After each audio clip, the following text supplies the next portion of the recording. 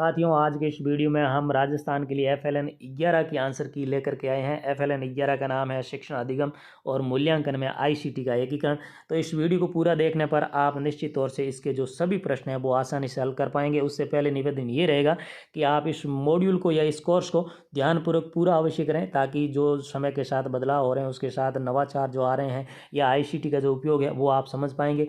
प्रश्न शुरू करें उससे पहले एक निवेदन और रहेगा कि आप एक नोटबुक में छोटा छोटा प्रश्न और थोड़े थोड़े उत्तर लिखते चलें, ताकि बार बार आपको इस वीडियो को देखना नहीं पड़ेगा। एक बार वीडियो को रोक के प्रश्न और उत्तर की छोटी सी हिंट आप लिख लें, ताकि जब आप अपना कोर्स पूरा करें तो आपको किसी तरह की प्रॉब्लम या परेशानी नहीं आए। खैर साथियों, हम प्रश्नों की तरफ बढ़ते हैं और पहला प्रश्न आपके सामने लाते हैं। वो है ICT में तुल्यकालीन के साथ साथ अतुल्यकालीन सीखने के अवसरों की पेशकश करने की क्षमता है जो रिक्त स्थान में सबसे उपयुक्त है। इसका सही जवाब है जीवन पर्यंत अधिगम बनाए रखना। इसी तरह से अगले प्रश्न की तरफ बढ़े तो वो है किसी शब्द के रिकॉर्ड किए गए उच्चारण की सही उच्चारण से तुलना करने की गतिविधि का अभ्यास कहाँ किया जा सकता है।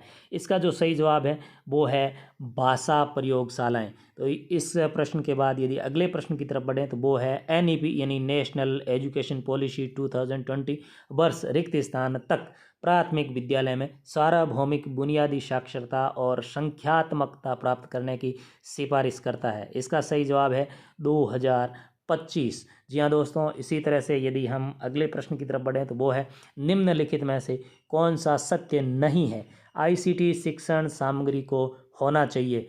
इसका सही जवाब होगा सदैव उच्च भुगतान प्राप्तकर्ता बने रहें। इसी तरह से अगला जो प्रश्न है वो है एजुकेटिव 8 भी एक ऐसा ओपन सोर्स टूल है जो रिक्त स्थान के लिए एक गेम है। इसका जो सही जवाब होगा वो होगा प्राथमिक स्तर। जी हाँ दोस्तों, इसी तरह से हम यदि अगले प्रश्न की तरफ बढ़ें तो वो है टक्स गणित एक रिक्त स्थान है। टक्स गणित क्या है, तो इसका जो सही जवाब होगा वो है गणित सॉफ्टवेयर है। इसी तरह से अगला प्रश्न है NEP यानी नेशनल एजुकेशन पॉलिसी 2020 के केंद्रीय क्षेत्रों में से एक बुनियादी साक्षरता और संख्यात्मकता यानी FLN है, जो हमेशा से रिक्त स्थान का केंद्र है।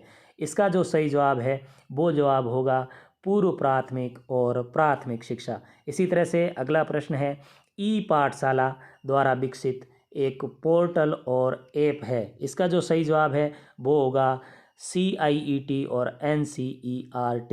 इसी तरह से जो अगला प्रश्न है वो है छात्रों को अधिगम गतिविधियों के लिए प्रेरित करना और प्रामाणिक चुनौतीपूर्ण बहुविषयक और बहुसंवेदी बनाना रिक्त स्थान का हिस्सा है। इसका जो सही जवाब होगा वो है अधिगम की गुणवत्ता वृद्धि।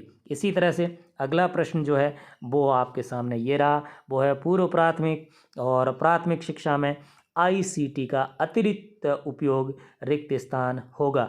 इसका जो सही जवाब है वो होगा शारीरिक रूप से हानिकारक। इसी तरह से हम यदि अगले प्रश्न की तरफ बढ़ें तो वो है अगला जो प्रश्न है वो है निम्नलिखित में से किस सॉफ्टवेयर में बच्चा स्टैम्प ड्राइंग के माध्यम से अभिव्यक्त कर सकता है। इसका जो सही जवाब है वो होगा टक्स पेंट। जी हाँ दोस्तों, इसी तरह से हम अगले प्रश्न की तरफ बढ़ें तो वो है ICT तकनीकी उपकरणों और संसाधनों का एक सेट है जो रिक्त स्थान द्वारा परिभाषित डिजिटल जानकारी का निर्माण, भंडारण और संचारण करता है। इसका जो सही जवाब होगा वो होगा यूनेस्को। इसी तरह से अगले प्रश्न की तरफ बढ़ें तो वो है पक्षियों, जानवरों और विभिन्न प्राकृतिक ऑडियो आदि की विभिन्न ध्वनियों को सिखाने के लिए उपयोग किया जाने वाला रिक्त स्थान अधिक उपयुक्त संसाधन है। इसका जो सही जवाब है वो होगा ऑडियो स्रोत। इसी तरह से हम बढ़ते हैं अगले प्रश्न की तरफ, वो है रिक्त स्थान उपकरणों या मीडिया को एकीकृत करना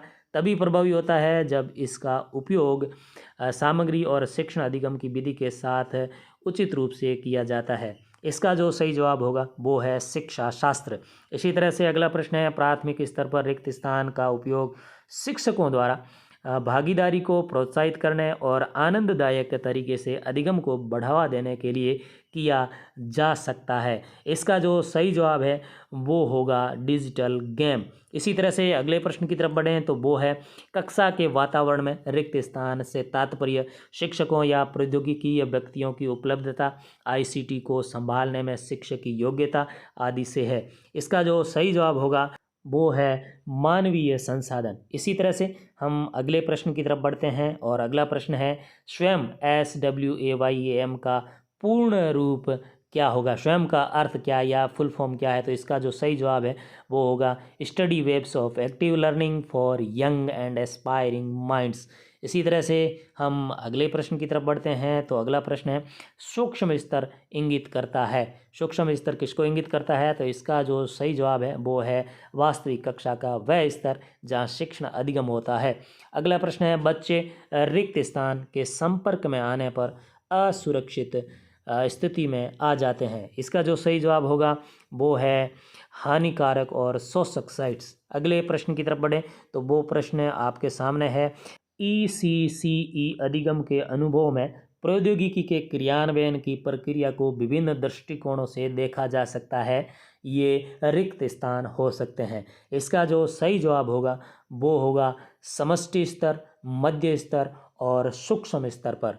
इसी तरह से अगला प्रश्न है निम्नलिखित में से किस मीडिया प्लेटफॉर्म का उपयोग प्रक्रियात्मक ज्ञान आयाम में वृद्धि के लिए नहीं किया जा सकता।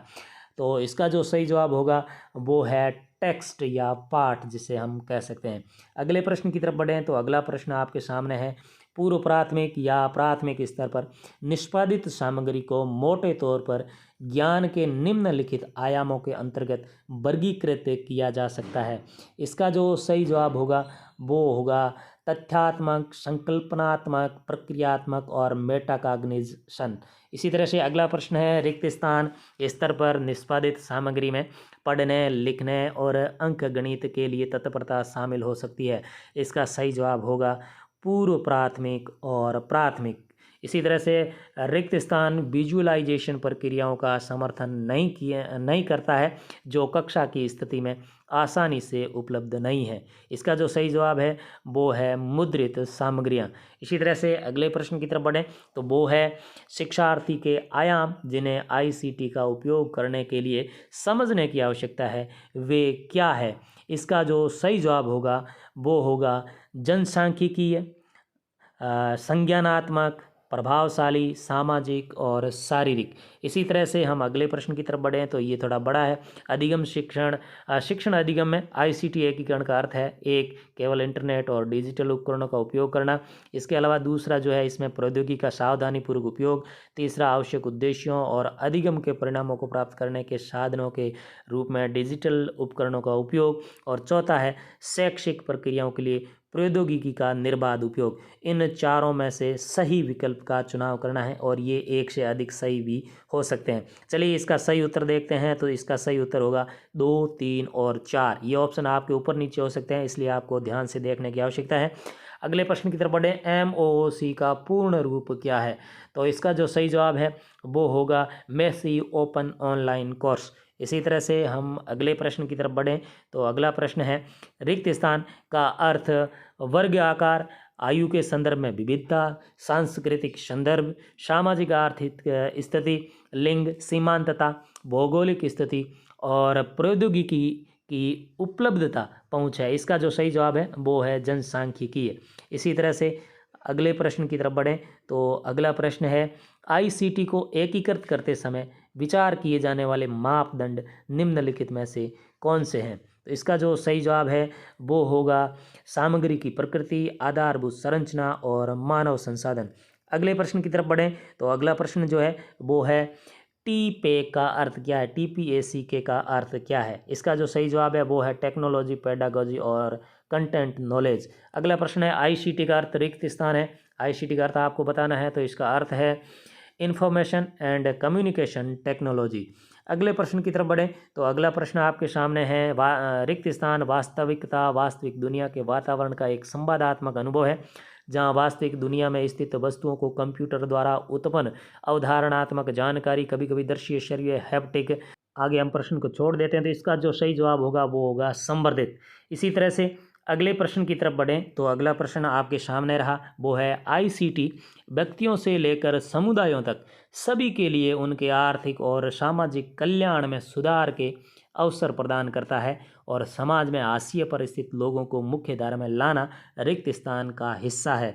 इसका जो सही जवाब होगा वो आपके सामने है, सामुदायिक संबंधों में उन्नति। अगला और अंतिम जो प्रश्न है उसकी तरफ बढ़े तो टक्षमेत है, तो इसका जो सही जवाब होगा वो होगा खेल।